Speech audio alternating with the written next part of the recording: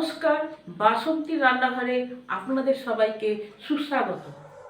বাসন্তীর রান্নাঘরে আজকে রান্না হয়েছে বেগুন ভর্তা। আগুনে না পুড়িয়ে, বেগুনগুলোকে না ভেজে কিভাবে বেগুন ভর্তা বানিয়েছি এই ভিডিওটা দেখলে তা আপনারা বুঝতে পারবেন। আপনাদের সবাইকে জানাই আন্তরিক প্রীতি ও শুভেচ্ছা।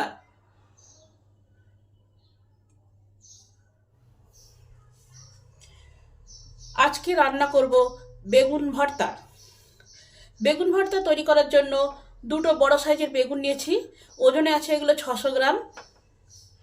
এই বেগুনগুলো আমার কাটা হয়ে গেছে, জলে ডুবিয়ে রেখেছি। বেগুনগুলো পোকা টোকা আছে কিনা সেগুলো সব দেখা হয়ে গেছে। বেগুন ভর্তা বানানোর জন্য লাগবে যে মশলাগুলো, সেগুলি হলো 1 চামচ ধনে গুঁড়ো, হাফ চামচ জিরে গুঁড়ো, কিছুটা হলুদ গুঁড়ো, 1 চুটকি গরম মশলা, কিছুটা রসুন, কিছুটা আদা, 3টে পেঁয়াজ, 3টে টমেটো, কিছুটা ধনেপাতা, আর লাগবে লঙ্কা। যেরকম ঝাল খাবেন সেরকম লঙ্কা দিতে হবে। প্রেসারটা গরম হলে এবারে একটু তেল দেবো, 1 কলা।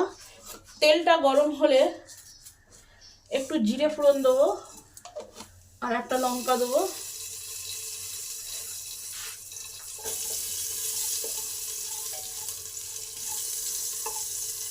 জিরেটা ভাজা হয়ে গেলে একটা পেঁয়াজ কুচিয়ে রেখেছি, সেটাকে দিয়ে দেবো। এটাকে হালকা ভেজে নেবো, বেশি ভাজবো না। এবার বেগুনগুলোকে নুন, হলুদ, লঙ্কা সব মাখিয়ে রেখেছি, এইগুলোকে দিয়ে দেবো।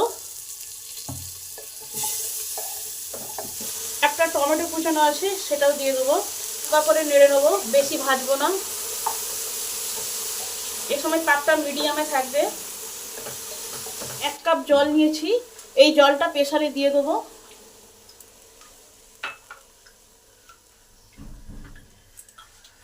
দিয়ে হালকা করে নেড়ে নেবো।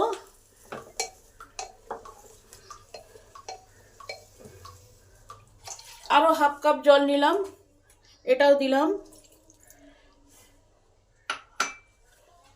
প্রেসারের ঢাকাটা লাগিয়ে দেবো।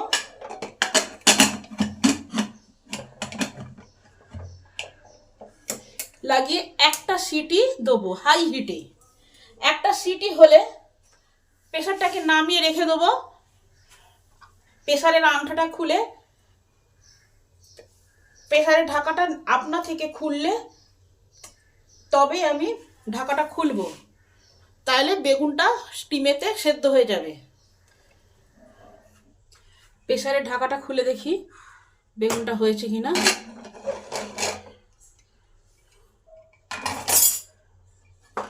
বেগুনটা সুন্দরভাবে সেদ্ধ হয়ে গেছে।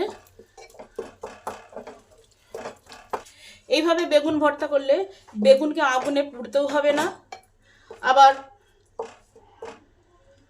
বেগুনকে ভাজা করতেও হবে না। শুধু একটা সিটি দিলেই বেগুন ভর্তা কমপ্লিট হয়ে যায় খুবই তাড়াতাড়ি।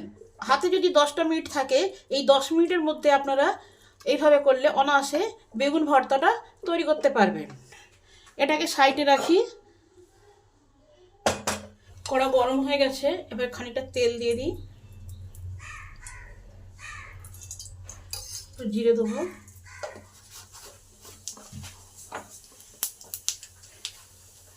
জিরেটা ভাজা হয়ে গেলে একটা লঙ্কা দিয়ে দেবো। কিছুটা রসুন কুচো আছে, সেটা দিয়ে দিই।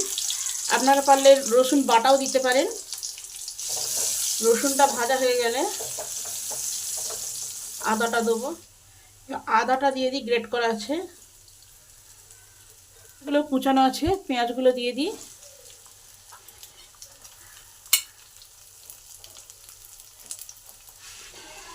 একটু নুন দিয়ে দিই যাতে পেঁয়াজগুলো তাড়াতাড়ি ভাজা হয়।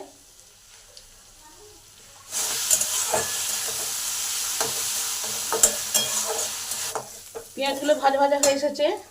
এবারে টমেটোগুলো দিয়ে দিই, এর সঙ্গে সব মশলাগুলো দিয়ে দেবো।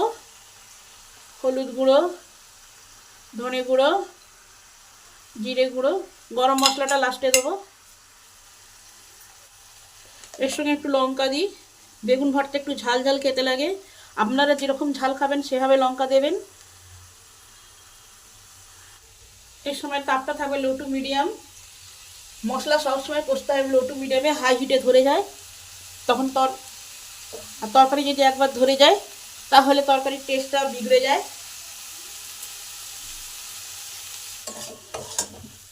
টমেটোটা একবারে নরম হয়ে গেলে তারপর বেগুনটা দেবো।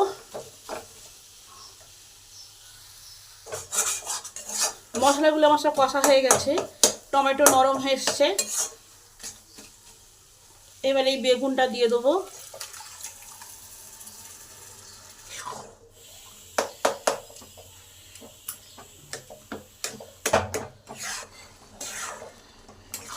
এবার এটাকে মেরে মেরে শুকনো করে নিতে হবে।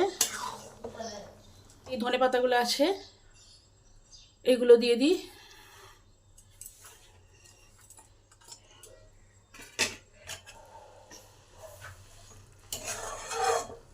বেগুনটা আমার শুকনো শুকনো হয়ে এসেছে, এবার নামিয়ে নেব।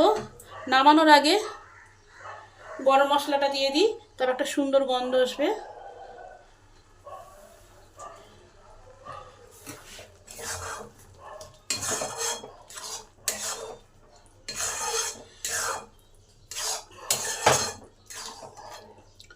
গরম মশলাটাকে পুরো বেগুনটার মধ্যে মিলিয়ে দিতে হবে যাতে প্রত্যেক জায়গায় গরম মশলাটার গন্ধটা যায়।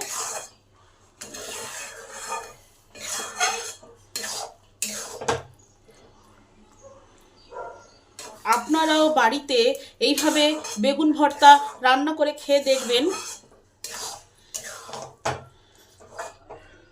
ভালো লাগলে জানাবেন। রেসিপিটা যদি ভালো হয় আমার চ্যানেলটাকে সাবস্ক্রাইব করে দেবেন। আপনারা সবাই ভালো থাকবেন, সুস্থ থাকবেন।